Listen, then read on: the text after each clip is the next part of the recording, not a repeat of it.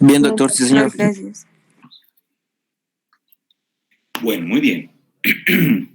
Bueno, gracias entonces por acudir al llamado remoto. Vamos a iniciar la presentación. Me confirman si están viendo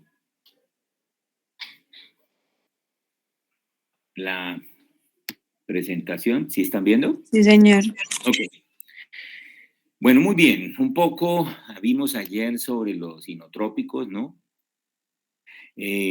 Ahora vamos a ver, digamos, los fármacos más utilizados hoy día en la falla cardíaca. Recuerden que yo les decía ayer que pues en algún momento se utilizaban mucho los inotrópicos para manejar la falla cardíaca cuando se entendía que el problema era de sístole, era de contracción, era de fuerza, ¿no? Es decir, de inotropismo.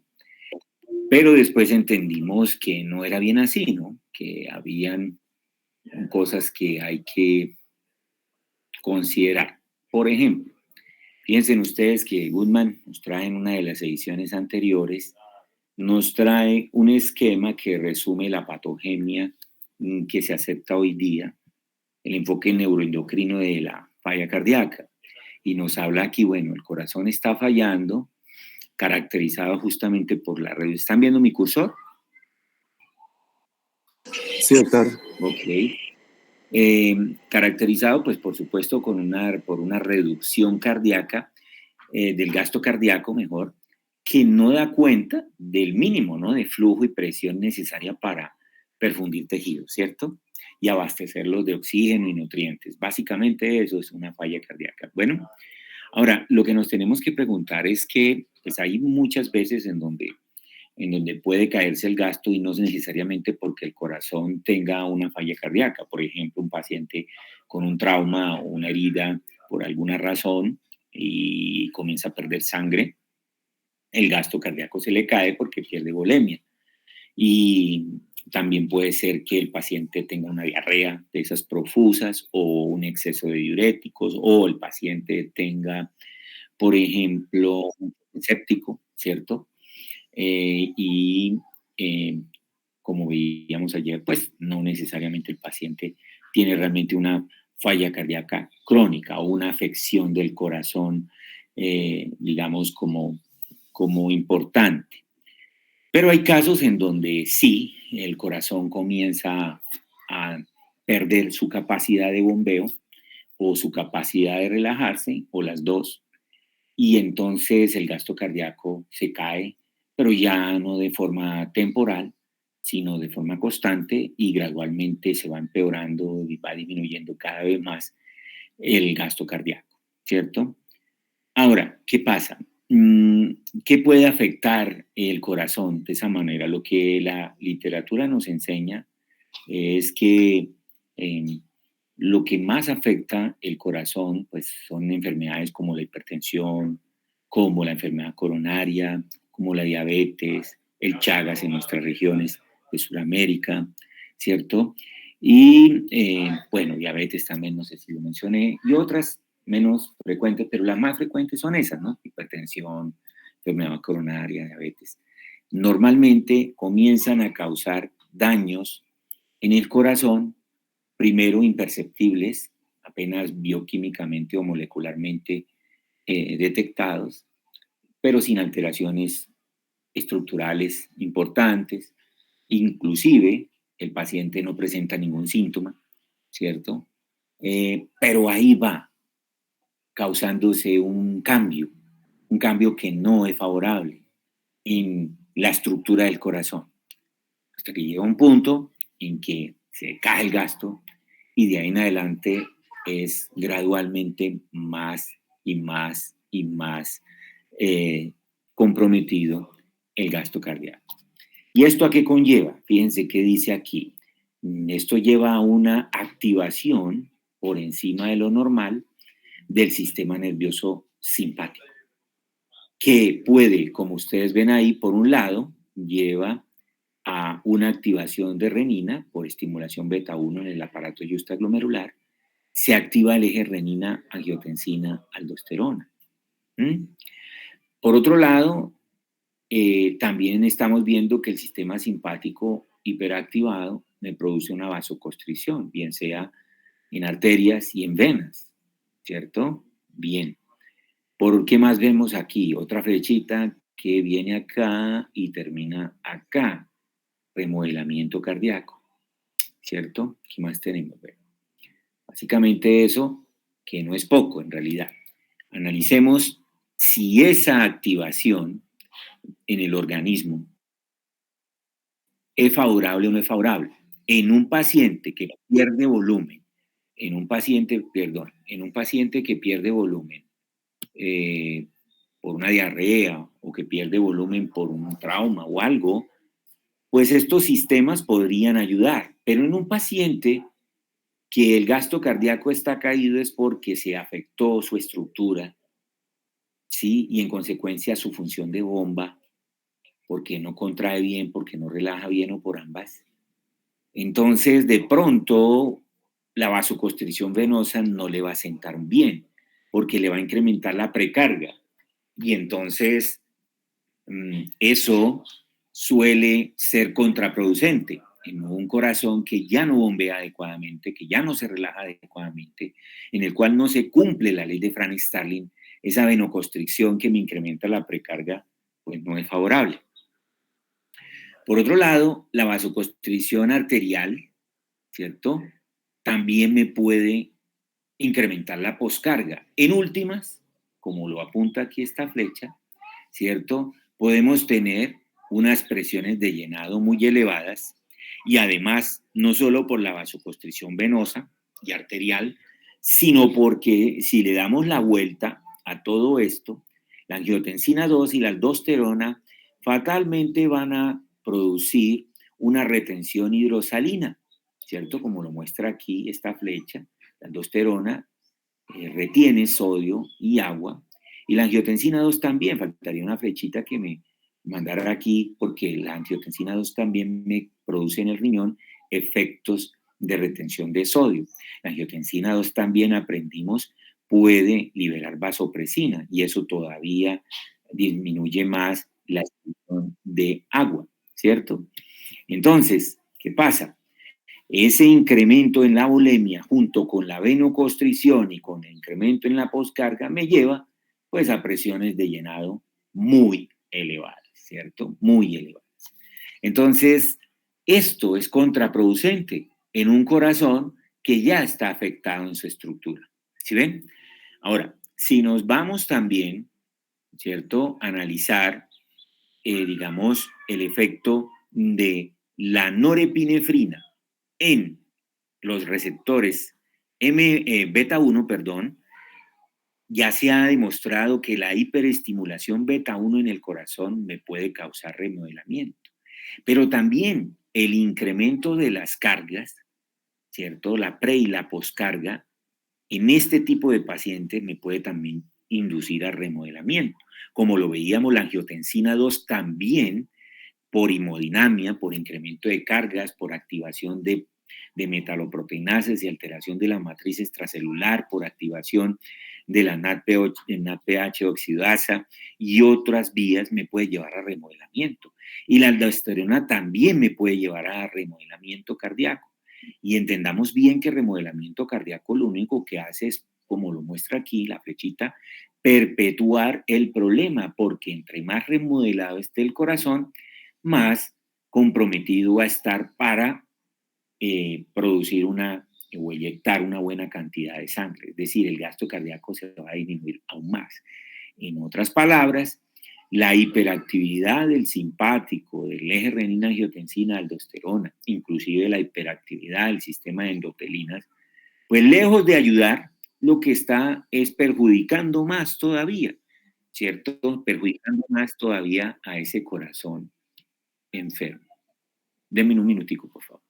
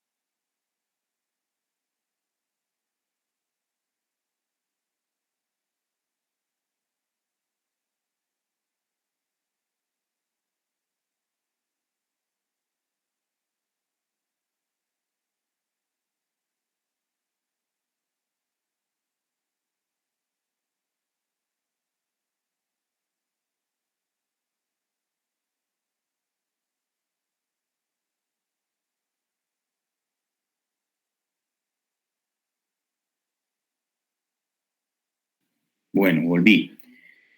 Bueno, entonces, fíjense en ustedes, ¿me están escuchando? Sí, doctor. Sí, doctor. Ok, gracias. Entonces, ¿qué pasa? Debemos, una vez entendido estos mecanismos de compensación, entre comillas, que no ayudan sino perjudican, entendemos mejor que no se trata de dar inotrópicos para mejorar el gasto cardíaco, cuando el problema en realidad es que el corazón se afectó por la hipertensión, por la enfermedad coronaria, por la diabetes, ¿cierto? O por la combinación de ellas, una cardiopatía mixta, ¿cierto? Y que si controlamos bien es la diabetes, controlamos bien la hipertensión, controlamos bien, pues de alguna manera la enfermedad coronaria también, podríamos estar contribuyendo a que se deteriore menos el corazón, por un lado. Pero por otro lado, si sabemos que esto se convierte en un círculo vicioso, que esa hiperactividad simpática, el eje renina-angiotensina-aldosterona, perjudica mucho la estructura del corazón, lo remodela, pues podemos detener este remodelamiento e inclusive revertirlo, de ser posible, dependiendo del momento en que nosotros tengamos una adecuada intervención.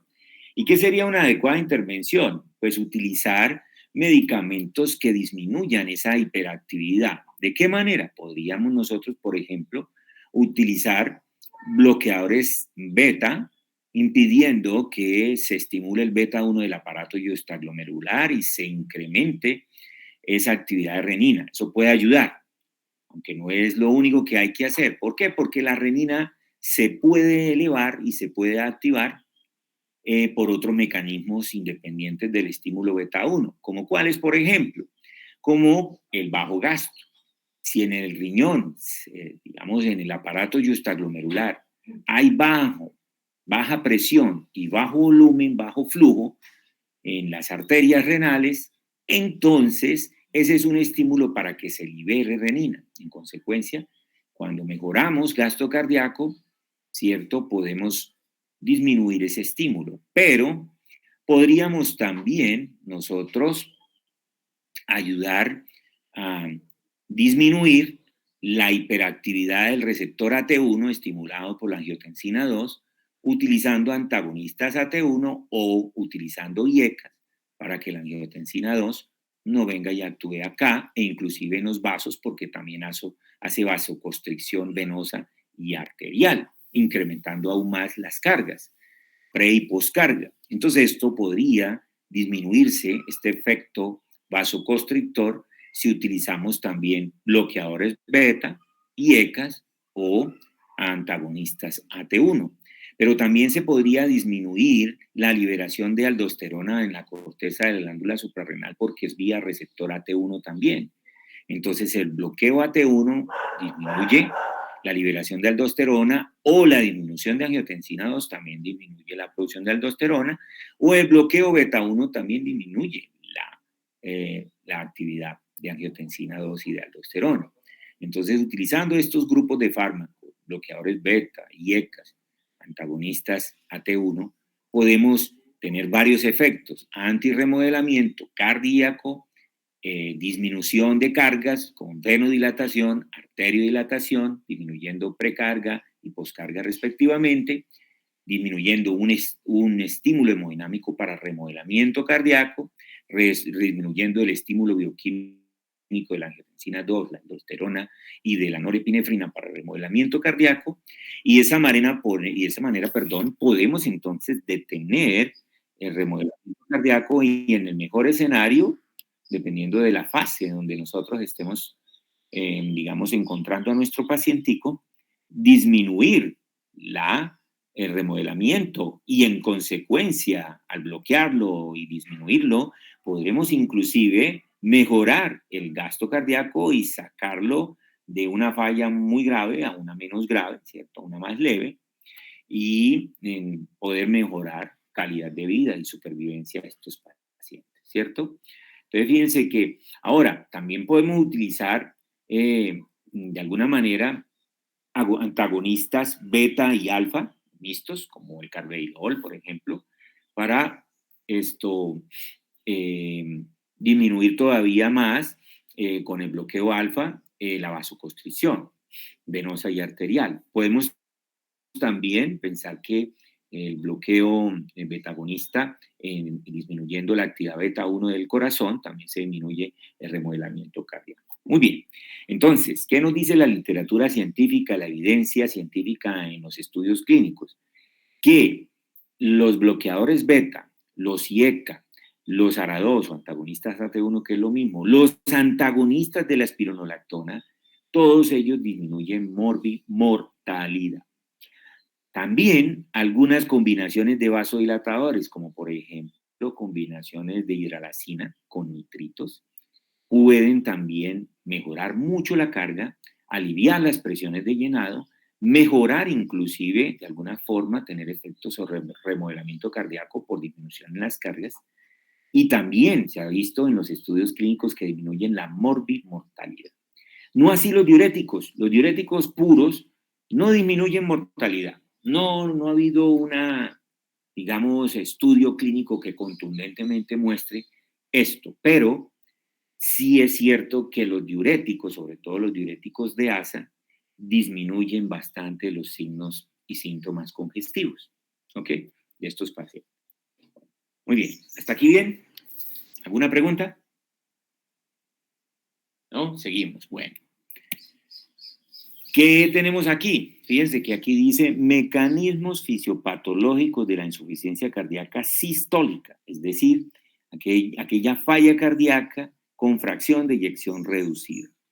Es decir, hay un problema de sístole, ¿cierto? Y las intervenciones, un poco lo mismo, ¿no es cierto? Entonces, ¿qué es lo que tenemos? Se disminuye el gasto, se disminuye la presión y la perfusión de los órganos, ¿cierto? Lo que conlleva, pues, a una, digamos, activación del sistema nervioso simpático, del sistema renina-angiotensina-aldosterona, un incremento de la vasopresina, lo cual me puede llevar a una hipertrofia, ¿cierto? Importante. También podemos tener muertes celulares, fibrosis y arritmias, todo por la activación de estos sistemas, lo cual viene a reducir todavía más el gasto cardíaco porque me viene a afectar más el corazón. Además, estos sistemas me incrementan, ¿cierto?, el tono vascular, venoso y arterial, incrementando poscarga y precarga, y también estos sistemas me incrementan la retención hidrosalina, disminuyen la diuresis, y entonces esto hace que esto redunde en, digamos, efectos más deleterios sobre el corazón, incrementando las presiones de llenado, congestionando más el corazón, haciéndolo más insuficiente todavía, ¿cierto? Bien, eso fue lo que les expliqué. Pero ahora, entonces vemos, digamos, podemos ver aquí cuáles son, según esta es una edición más reciente de Goodman, los fármacos que utilizamos para ir bloqueando, ¿no? La misma, esta es una figura un poco más reciente, el bloqueo de estos sistemas con IECAS o bloqueadores de los receptores de angiotensina o beta bloqueadores o antagonistas de mineralocorticoides como la espironolactona o inclusive con los inhibidores ¿qué? De la angiotensina y de la neprisilina, es decir, combinaciones de valsartán y neprisilina, de inhibidores de neprisilina como el sacubitril, siendo la neprisilina una enzima que realmente lo que hace es degradar los péptidos natriuréticos. Entonces, y eso no es bueno, porque fíjense que este está de color verde porque qué bueno que se eleve el péptido natriurético, qué bueno que se eleve el B, porque ellos tienen efectos muy favorables, inhiben la vasoconstricción, entonces la pre y la poscarga, y estimulan la diuresis, es decir, me disminuyen la volemia, la retención hidrosalina, disminuyendo la precarga de forma consistente, y esos efectos son favorables. Y eso los logramos inhibiendo la neprisilina, inhibiendo entonces la degradación de ellas, y una combinación con antagonistas AT1 ha demostrado en los estudios clínicos ser muy favorable, ¿cierto? Lo mismo es, estos mismos medicamentos me van a disminuir toda esta actividad. Bueno, muy bien. Y aquí aparecen los vasodilatadores que les mencionaba, ¿cierto? Como por ejemplo hidralazina y nitritos, que también tienen efectos muy importantes disminuyendo precarga, postcarga. Bueno, y los diuréticos que también ya les mencionaba. Bueno, muy bien. Entonces eso para el escenario de la falla cardíaca con fracción de eyección reducida. ¿Ok? Bien.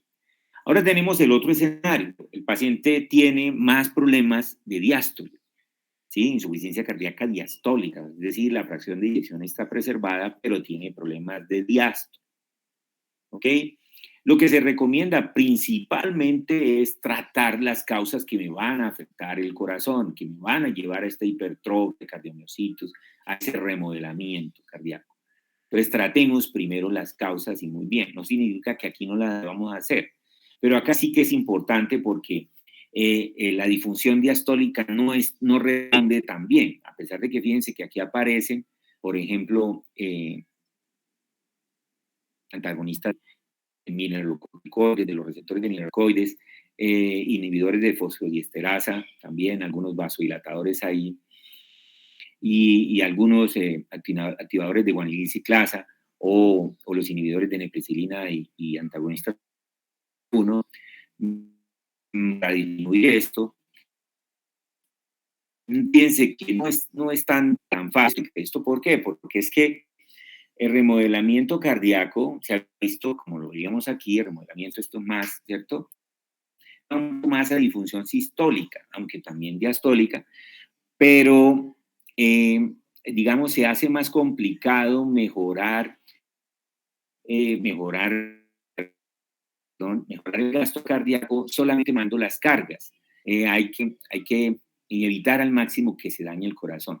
¿Por qué? Porque la disfunción diastólica no mejora mucho con venodilatación, arteriodilatación, disminuyendo la volemia, ¿no? Ya el problema es más complicado, no relaja bien, el corazón no relaja bien, por tanto no se llena bien, y compromete, por supuesto, también el gasto cardíaco un poco, ¿cierto? Bien, entonces, digamos que esos son como los dos escenarios, un poco difícil de manejar cuando se instaura, es mejor prevenirlo, hay un poco más de respuesta al tratamiento farmacológico. Bueno, miremos aquí, por ejemplo, también nos muestra Goodman, esto es tomado de la guía de la Asociación Americana del Corazón del 2013, los diferentes estadios. Esto es una forma de clasificar la falla cardíaca, el estadio A, el B, el C y el D. Aquí apenas tenemos el paciente en riesgo de falla, todavía no está en falla. No hay una enfermedad estructural en el corazón, tampoco hay síntomas, pero el paciente puede ser hipertenso, puede tener enfermedad coronaria, puede tener diabetes, puede tener obesidad, puede tener síndrome metabólico, puede tenerlo todo, ¿cierto? O puede haber sido manejado con antineoplásicos cardiotóxicos o tener problemas genéticos que me llevan a enfermedades cardíacas, ¿cierto? Y entonces, ¿qué es lo que se recomienda? Pues los fármacos no son específicamente para una falla cardíaca, sino para prevenirla, prevenir que se manifieste. ¿Y cómo es? Pues utilizando para manejar esos problemas de hipertensión, enfermedad aterosclerótica, obesidad, diabetes, etcétera, pues los fármacos adecuados, y se recomienda mucho utilizar IECA, bloqueadores de los receptores de angiotensina 2, y en el caso pues específico estatina y lo que vayan a precisar. En otras palabras, manejar estos problemas, controlarlos, y de ahí no iríamos a pasar a B. Pero como no siempre pasa eso, la verdad, infelizmente casi nunca pasa eso, el paciente se nos pasa a un estadio B, la enfermedad estructural del corazón de pronto ya se manifiesta, pero no hay, es decir, ya se instaura, pero no hay todavía síntomas ni signos.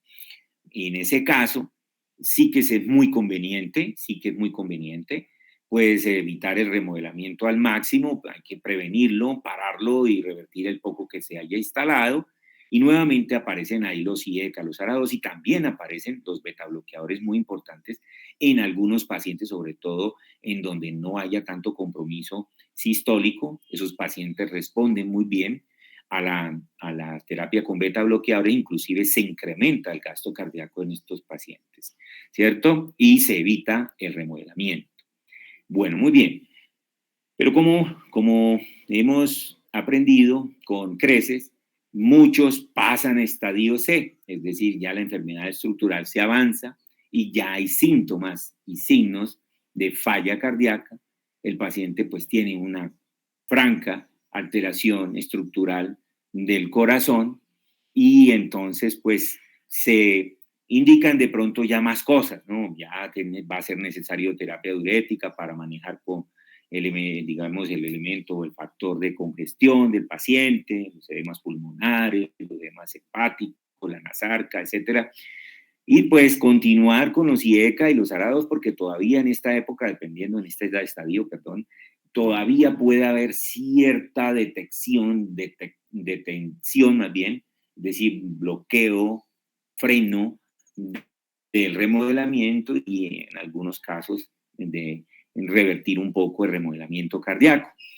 Aquí la terapia vasodilatadora se puede reforzar, es decir, ya con vasodilatadores puros en algunos casos, por ejemplo, en algunos pacienticos, para pacientes que, por ejemplo, no responden bien a IECAS, no responden bien a ARA2, la combinación de hidralacina y de nitritos puede ser esto muy, muy favorable, como ya les había mencionado, ¿cierto? Adicional a todos los... Y también la instalación de los antagonistas de la aldosterona como la espironolactona han demostrado tener efectos importantes en estos pacientes. Y ya cuando está en esta etapa del estadio D, pues es muy poco lo que hay que hacer. Aquí aparecen los inotrópicos, como les decía yo ayer, ya los inotrópicos en estos pacientes son absolutamente necesarios, ya han fallado los diuréticos, han fallado los vasodilatadores, han fallado los que la misma terapia con IECAS y ARA2, ya todo eso ha fallado por diferentes razones, la mayoría de las veces por una inadecuada adherencia al tratamiento, manejo muy irregular. El paciente termina en este estadio donde prácticamente debe esperar el trasplante o la colocación de dispositivos, cuidados paliativos, porque no hay nada más que hacer, ¿ok? Y la instalación del inotrópico de forma crónica. Ese es el escenario, triste escenario de la falla cardíaca, ¿ok? Bueno, muy bien. Aquí nos está hablando de estas tablitas de Goodman de estudios, como lo dice aquí, de referencia para el tratamiento de la insuficiencia cardíaca en pacientes con fracción de eyección reducida, es decir, con problemas sistólicos. Y ahí entonces aparecen diferentes estudios, por favor, tomen nota de ellos y cuál fue el efecto farmacológico que se estaba buscando, ¿cierto? Sobre todo, aquí dice, digamos, la mortalidad por todas las causas.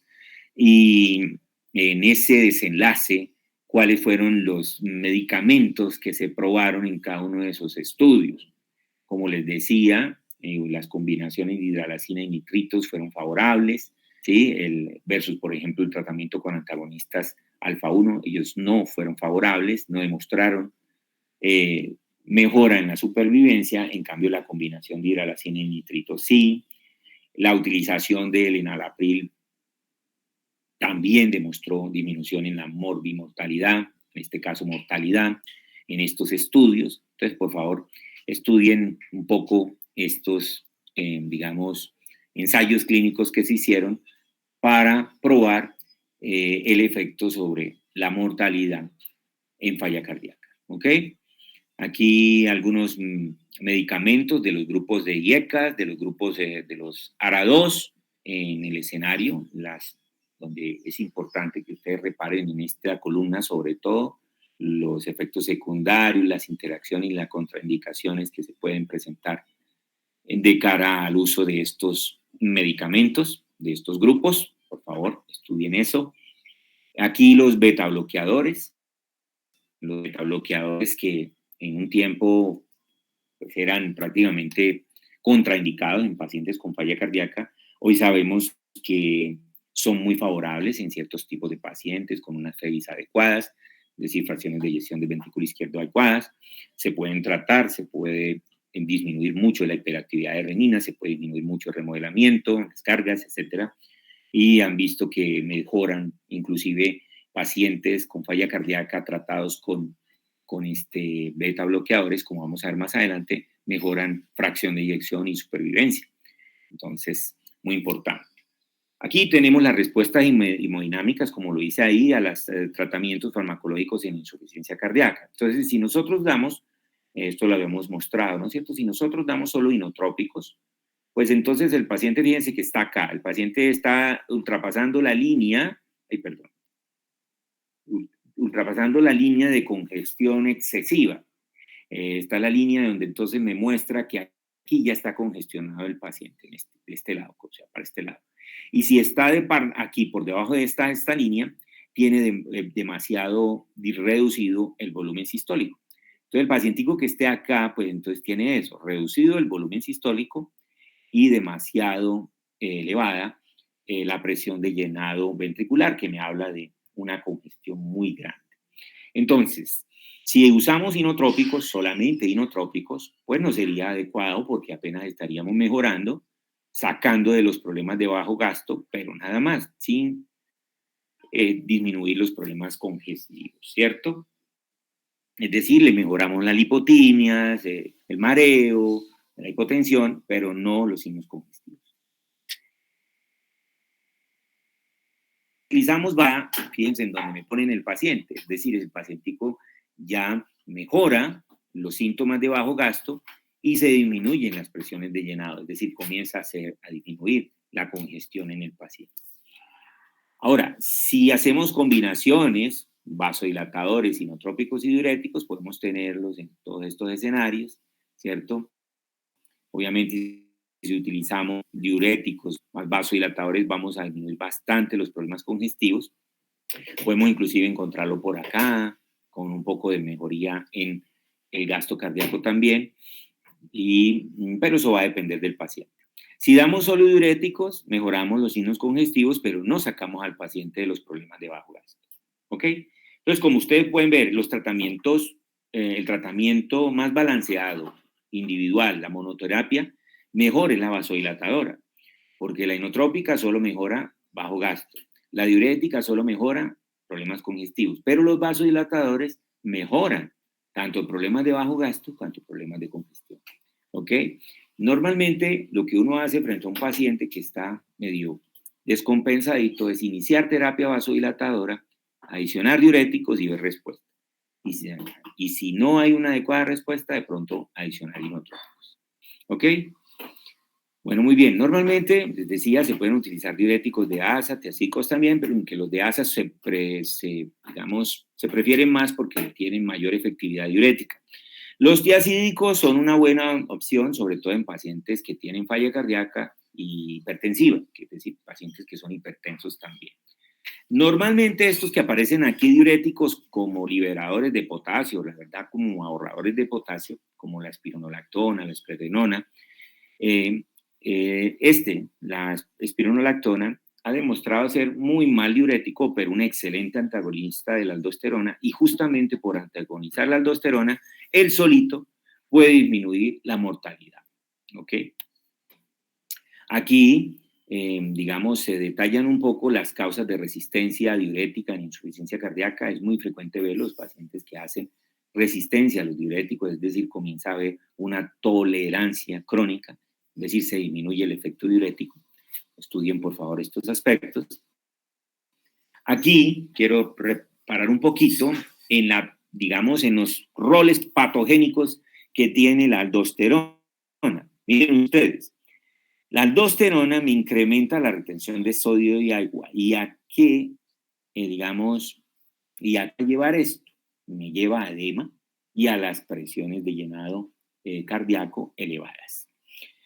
La aldosterona me disminuye el potasio y el magnesio, y esto me lleva a arritmogénesis y a riesgo de muerte súbita de origen cardíaco. La aldosterona me reduce la recaptación de norepinefrina en las terminales nerviosas, y esto pues es complicado porque va a haber hiperactividad de la norepinefrina y eso me puede llevar a remodelamiento por estimulación beta 1, arritmogénesis beta 1 en el corazón en el músculo, arritmogénesis por estímulo en el nodo sinusal y en el sistema de conducción cardíaca. La aldosterona me reduce la sensibilidad del vasoreceptor y eso es un problema porque se reduce la descarga parasimpática, que normalmente es protectora, y hay riesgo también de muerte súbita de origen cardíaco por la falta de descarga parasimpática es decir, de freno vagal. La aldosterona además me puede directamente causar fibrosis en el miocardio, proliferación fibroblástica en el miocardio, es decir, llevarme a un remodelamiento cardíaco. Y también la aldosterona me lleva a un incremento en la expresión de canales de sodio, que está asociada a hiperexcitabilidad y contractilidad en los cardiomiocitos. ¿Ok? Entonces, fíjense ustedes por qué el hecho de bloquear con espironolactona la actividad de la aldosterona, ya solo con eso se disminuye la mortalidad, los problemas de arritmogénesis, etc. ¿Ok? Muy bien. Esto es para decirle que normalmente los pacientes hipertensos responden mejor al alivio de las cargas, sobre todo al alivio de la postcarga. Bien, ya esto lo había mencionado, los vasodilatadores que se usan son muchos los no puros, es decir, los que tienen además de efectos vasodilatadores otros como los IECA, los ARA2, o vasodilatadores como, por ejemplo, la hidralacina, los nitratos, ¿cierto? Bien, bloqueadores de canales de calcio, aunque yo los pongo ahí en rojo porque en el escenario de la falla cardíaca apenas el anlodipino es el que utiliza, pero hay que tener mucho cuidado porque él puede llegar a bloquear variables cardíacas, puede llegar a reducir un poco el inotropismo, cronotropismo, dromotropismo. ¿Ok? Y aquí una lista de vasodilatadores que ya hemos visto, hemos presentado, se utilizan en falla cardíaca crónica, en falla cardíaca aguda, en pacientes con falla cardíaca crónica, es decir, las descompensaciones. ¿Listo? Muy bien. Y bueno, esto un poquito para hablar de los betabloqueadores, por qué me disminuyen el remodelamiento cardíaco, porque evitan la citopatía mediada por calcio. Fíjense ustedes, los betabloqueadores pueden llegar a mejorar la fracción de eyección. Fíjense, metoprolol versus placebo, incrementan. ¿Quién iba a decir que un betabloqueador que es inotrópico negativo va a incrementarme la fracción de eyección? Y lo hace porque mejora, ¿cierto?, la estructura y la función del corazón, porque detiene el remodelamiento cardíaco y lo puede hasta revertir. Y no solo eso, fíjense por ejemplo el carvedilol, que es un antagonista adrenérgico mixto, beta y alfa, ahora es supervivencia, pues es mucho mejor que el placebo. Estamos hablando de efectos de más del 10% en disminución en la mortalidad. Créame que eso es bastante, eso es bastante. Bueno, hay un sistema que, como lo mostré anteriormente, disculpen ahí no se me vayan a marear, un sistemita que se eleva, y eso es favorable, que es el sistema de los péptidos natriuréticos. Entonces ese sistemita es bueno.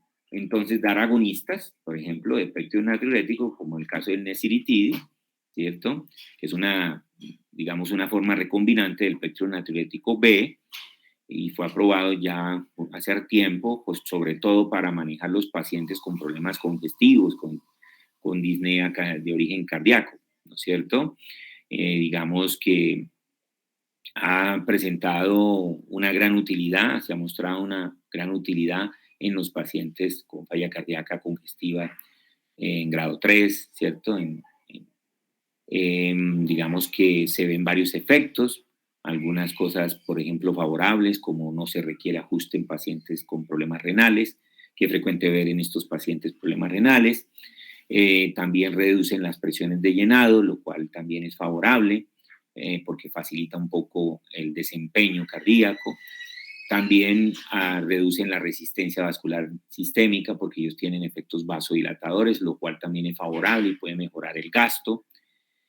Como lo estamos viendo ahí, aumentan el índice cardíaco. El índice cardíaco no es otra cosa que el gasto cardíaco ajustado a la superficie corporal del paciente, ¿sí? En términos generales, mejoran síntomas congestivos, mejoran los síntomas de bajo gasto. El problemita es que pues se debe usar apenas durante la hospitalización, ¿ok? Porque no se puede administrar fácilmente de forma crónica, ¿ok? Y el omaprilato, que es un inhibidor de la enzima, otra enzima que degrada endopeptidasas que degradan los péptidos natriuréticos, también se pueden utilizar, tienen los mismos efectos que el péptido natriurético. La ivabradina, que se diseñó para disminuir la frecuencia cardíaca y de pronto mejorar el pronóstico de los pacientes, demostró que pues, reduce definitivamente la frecuencia cardíaca en estos pacientes, pero el impacto sobre la sobrevida y sobre la calidad de vida no es tan consistente. Han habido muchas fallas, digamos, en cuanto a fármacos que se suponía había mucha esperanza. La mirrinona, por ejemplo, salió en la década del 90 con, digamos, una expectativa positiva muy favorable, que iba a ser un buen inotrópico para administrarlo de forma crónica en algunos pacientes que lo requieren para reemplazar la digoxina, que la veíamos ayer. Pero, como les mencionaba yo ayer, causaba mucha mortalidad en ese esquema de tratamiento crónico y se retiró esa indicación. Y otros fármacos que también fallaron por diferentes razones, la mayoría de las veces incrementaron mortalidad. Bien, hay que decir que, digamos, cada grupo tiene sus fortalezas, ¿no? Cada grupo, bien sean los IECA, los ARA2, los beta-bloqueadores, tienen sus fortalezas, pero también tienen sus debilidades, ¿no? Es decir, sus toxicidades y bueno, y algunas cositas que podrían ser, digamos, comentarios de interés clínico que aparecen aquí, ¿no? Ustedes están viendo, por ejemplo, acá, aparece los IECA como la primera opción en el tratamiento de la insuficiencia cardíaca y así lo han demostrado los ensayos clínicos. El captopril, por ejemplo, de acción corta, solo para el inicio de la terapia. El enalapril se ha visto mejor, requiere una dosificación 2 veces al día, es mucho mejor que el captopril de acción corta. Esto causa pérdida de adherencia, esto causa mejora en la adherencia y explica en parte el éxito del enalapril sobre el captopril.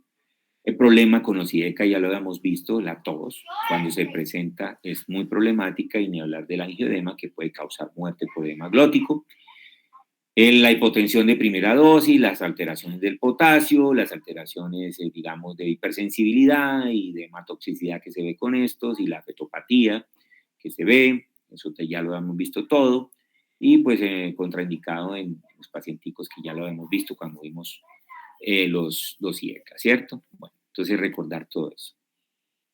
Aquí los antagonistas de la aldosterona, los mineralocorticoides, la combinación del valsartán con el sacubitril, es decir, el inhibidor de la neprisilina, que es la enzima que también degrada péptidos natriuréticos. Fíjense ustedes que aquí nos resaltan que en un estudio se demostró que el sacubitril valsartán demostró ser mejor que el enalapril, ¿sí? Y podría convertirse en la primera opción para el tratamiento de la insuficiencia cardíaca. Se está viendo, se están estudiando, se están haciendo ensayos en este sentido y es probable que llegue a ser una primerísima opción, ¿cierto? Pues lo que hacen es disminuir la agresión de los péptidos natriuréticos y a incrementar sus efectos benéficos.